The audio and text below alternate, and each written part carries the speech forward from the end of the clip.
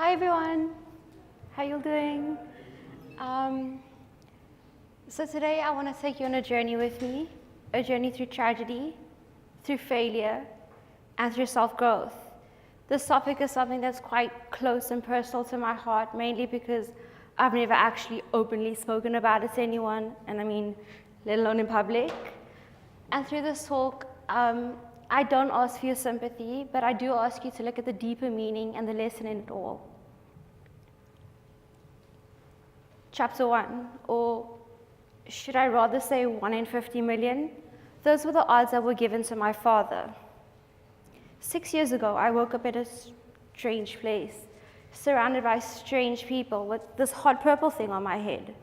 Could you imagine my horror? I had absolutely no memory of where I was or what this thing on my head was. However, later I discovered that my family, and I were in a horrific car accident where my sister and I flew out of the car window, and I sustained a traumatic brain injury, whereas my sister had broken her thigh bone. My brother and my father were not severely harmed. However, my mother passed away at the scene of the accident. During my stay in hospital, I later discovered that doctors didn't think I would make it. They didn't think I'd survive. They told my dad that my chances were 1 in 50 million. Well, once back home, I had to see a neurosurgeon for 3 months. And the surgeon that I had seen stated that a person with my injury would have to spend 12 to 18 months in hospital. I just spent 1. He also stated that my recovery was quite remarkable, given that I didn't have to do rehab. And it was quite a miracle that I made it out alive in such a short period of time. So me, 1, failure 0. Chapter 2, surprisingly, this fits the chapter quite well. Or more like my most dreaded years, high school. I'm sure everyone has memories of those eventful years. For some of you, it might have been your glory days. For others, maybe not. For me, high school was a complete nightmare, and not for the obvious reasons. You may or may not wonder why I went back after such a traumatic experience. The reason being is that the neuropsychologists that I had seen at the time stated that being back in a social environment and having my brain work to a normal and adjusting to a routine would help and quicken the healing process. And I was quite excited to go back. Believe it or not, I really wanted to step back into physical science. And I was excited to see my friends and go back to such a norm. Unfortunately, that gleeful feeling didn't last long at all. Everything changed when a teacher of mine kept on telling me, or kept on comparing me to her daughter who had brain cancer. Today, I still don't get why. But she also kept telling me that you're not going to make it. You're nothing but a failure. Like, that's all that's going to happen to you. And at first, I thought nothing of it. It was just words said by someone. However, in my matric year, that's when I truly did believe that I was nothing but a failure. They say, like with everything that happens, there's always a consequence. So for me, my survivor was the aftermath of my injuries. It was something that also affected my schooling. I struggled with concentrating in class or even staying awake because the medication that the doctor had me on would always put me to sleep. And I also struggled with memory. There was a point where I had to put a timer on my phone to remember the pies in the oven. Who forgets pies in the oven? And it also affected my schooling in a way that, so the accident happened when I was in grade 11, and I was meant to do OBE. And when I had to go back the following year, I was hit with CAPS. And man, did I struggle. I didn't understand maths at all, and Euclidean geometry was something I didn't understand. I was completely clueless. I remember telling a friend of mine that learning hieroglyphics in grade 7 was way easier than maths. But something that really broke my heart was looking at my physics marks dropping from an 80 to barely passing, or completely forgot accounting between you and I still don't know how I passed that. But through it all, my dad kept telling me that you've made it so far, you shouldn't worry. I'm wrong. However, that was way easier said than done. Because after receiving my matric results for the second time, I still didn't see pass.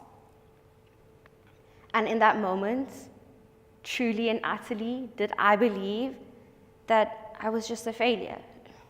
My teacher was right, I wasn't gonna make it. So then, I made a mistake, my bad. But it was me 1, failure 1. Chapter 3.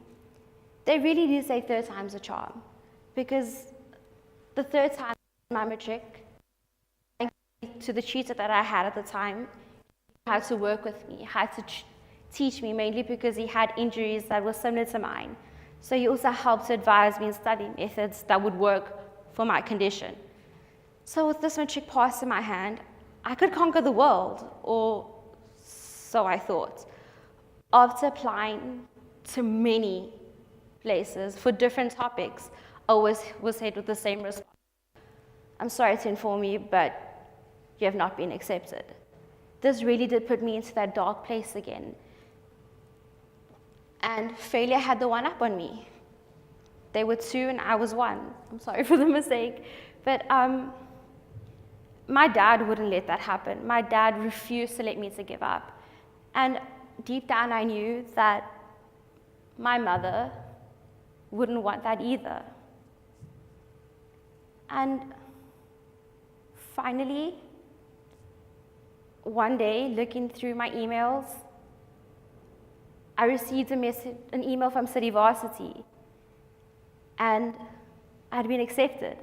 Nothing in that moment made me more happier than knowing that I finally made something of myself, and that failure is not the end, and there's always a light at the tunnel. I shouldn't give up. I should always push on. Chapter 4, today and tomorrow. So during my time here, I never ever thought that I'd have a feeling like I did in matric, where I wasn't gonna make it, that fear of self-hate, that I was nothing, until a few, I think around mid this year, I had that feeling again, and there was someone in the back of my mind who kept on telling me, don't believe them. Stop believing the whispers. You are something. You are worth something. You're gonna make it. And I'm thankful for that. So, oh shit, but I didn't fix it. Okay, there I did. My bad, this was done really late at night, so I apologize. But my final thoughts is that you may, everyone faces failure, no matter what the challenge is.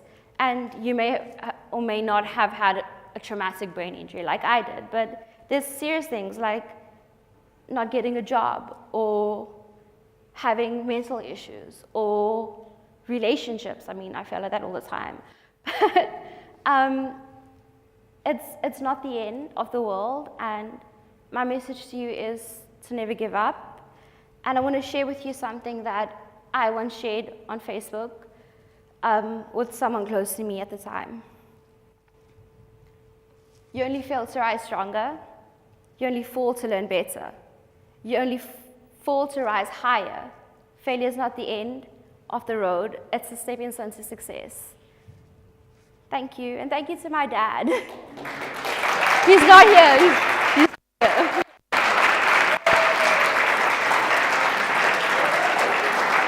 I missed it.